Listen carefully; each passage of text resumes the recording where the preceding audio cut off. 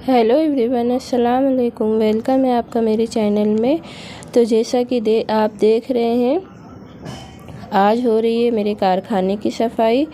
जी हाँ, ये मेरा कारखाने का एरिया है जहाँ मैं सिलाई करती हूँ। मेरी मशीन रखी हुई है और मेरी सिलाई से रिलेटेड सारी चीज़ें रखी हुई है। तो इतना दूर जो ये एरिया है, इसको मैं कारखाने ही बोलती हूँ। घर में भी सब कारखाने ही बोलते हैं, क्योंकि इसमें यहाँ इतना फैला रहता है, इतना सामान रहता है। क्योंकि आपको पता होगा, अगर आप मेरे ब्लॉग्स देखते होंगे, तो मैं कंपनी की पैंटें सिलती हूँ, तो जिसमें इतने मटेरियल्स लगते हैं कि पूरा ऊपर से नीचे तक के उतना एरिया जो भी है वो उसके मटेरियल से कवर हुआ रहता है। पूरा रखना पड़ता है और एक छोटे से घर में, एक कमरे के घर में सारे चीज़ एडजस्ट करने में बड़ा टाइम जाता है। तो ये वाले एरिया को मैंने अपना कारखाने वाले एरिया बना दिया है, जिसमें मैंने एक साइड में मशीन रखी है और मशीन के नीचे सारे उसके मेरे सिलाई से रिलेटेड सारे उसके मटेरियल रखे रहते हैं, जिसको बीच बीच में मुझे मेंटेन करना रहता है। सारी चीज़ें ऊपर नीचे हो जाती है। तो आज तो मैं कर रही हूँ ऊपर की सफाई, सिर्फ मशीन की सफाई, क्योंकि मशीन बहुत गंदी हो गई थी और उसमें तेल भी डालना था, उसको थोड़ा साफ़ करना था और ऊपर उसके बहुत सारी चीज़ें इकट्ठा हो गई थी। छोटा सा घर रहता है तो मशीन ऐसी एक जगह है जहाँ पर सामान इकट्ठा होता रहता है। तो आजकल मैं बहुत कम सिलाई करती हूँ, जब से यूट्यूब कर रही हूँ, तो उसकी वजह से भी उस पे मशीन पे अगर मैं रोज़ सिलाई नहीं कर रही हूँ तो मशीन पे कुछ ना कुछ सामान आ ही जाता है। तो फिर आज मैंने सोचे, बहुत दिन से सोच रही थी, मैं बोली ये काम भी करके निपटा लेती हूँ, मेरा ये काम भी हो जाए। तो आपने देखा, अभी मैंने मशीन के ऊपर की सारी चीज़ें हटाई और फिर मशीन को अच्छी तरह से पोंछा। उसके बाद उसमें ऊपर से सारा तेल डाला। तो ऊपर से तो फिर ये मेरी जुग्गी मशीन है, तो इसमें सिर्फ थोड़ा ही तेल जाता है, बाकी नीचे इसमें टंकी में इसकी जो है सारा तेल भरा रहता है, जो कि 6-6 महीने साल भर आपको इसमें तेल डालने की ज़रूरत नहीं पड़ती, बस थोड़ा साफ़ करके लेना रहता है। तो इस तरह से मैंने मशीन को उठा लिया है, जिसमें उठाने में बहुत वज़न था, बहुत ताकत लगती है। लेकिन अब करते करते मैं 4 साल से सिलाई कर रही हूँ और मशीन खुद ही साफ़ करती हूँ, तो मेरे को इसका अंदाज़ा हो गया कि किस तरह से मैं इसको उठाऊँ, रखूँ और साफ़ करूँ। और अगर इसमें कोई भी दिक्कत आती है तो मैं यूट्यूब से देख के मेरी मशीन जब भी ख़राब होती है मैं उसको बना भी लेती हूँ। तो ये आप देख रहे हैं मैं किस तरह से अपनी मशीन को साफ़ कर रही हूँ। उसमें तेल चेक करना रहता है, बीच बीच में हाई और लो के बीच में तेल रहना चाहिए, तो उसको भी देखना पड़ता है। अगर लो के नीचे चला गया तो फिर इसमें थोड़ा तेल और डालना पड़ता है। तो अभी आपने देखा कि टंकी में कैसे तेल भरा रहता है मशीन के नीचे। तो इस तरह से बीच बीच में महीने 2 महीने पे अगर पूरी सफाई कर ले तो मशीन अच्छी चलती रहती है। तो बहुत दिनों से ये सारा काम नहीं हुआ था, तो मैंने सोचा कि आज मैं पहले मशीन साफ़ करके लेती हूँ, तब सिलाई करने में ज़्यादा इंटरेस्ट आता है। तो इस तरह से मैंने मशीन के ऊपर से सारी चीज़ें हटाकर और अच्छी तरह से अंदर बाहर सब जगह से अपनी मशीन साफ़ कर ली।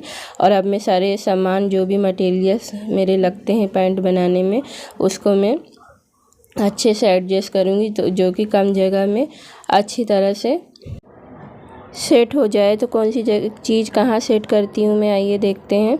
तो मुझे इतनी अच्छा तरह से इसको सेट करना है कि मेरी कम जगह भी लगे और सामान अच्छे से सेट हो जाए, क्योंकि हुक वगैरह अगर नीचे गिर जाएगा तो बच्चे लोग के पैर में लगेगा। तो इसलिए सबसे ज़्यादा इम्पॉर्टेंट ये है कि उसको सेफली रखूं और ईज़िली मुझे मिल भी जाए काम करने के टाइम। तो इस तरह से मैंने एक खाली बॉक्स में, आपने देखा अभी, छेद करके और इसमें एक लुप्पी काट के लगा दी और नीचे मशीन में बांध दी। तो ये पूरा कारखाने स्टाइल मेरी मशीन तैयार हो रही है। अगर आप किसी भी बड़े कारखाने में जाएंगे तो देखेंगे इसी तरह से मशीन के ऊपर से बॉक्स लगाकर उसमें सारी चीज़ें रखे रहते हैं, मटेरियल्स उसके।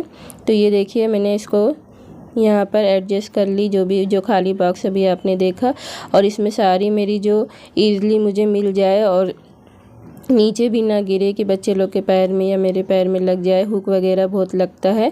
तो ये देखिए मैं दिखा रही हूँ, ये पैंट में जो हुक लगता है ये वो है, ये नीचे ना गिरे और इसका जल्दी जल्दी काम लगता है जब मैं बेल्ट लगाने बैठती हूँ, तो ये मुझे ईज़िली मिल जाए। तो इसलिए मैंने इसको इस तरह से लगाया है। तो ये देखने में भी ख़राब नहीं लगेगा और मेरा काम भी आसान हो जाएगा। और ये इसको आई बोलते हैं।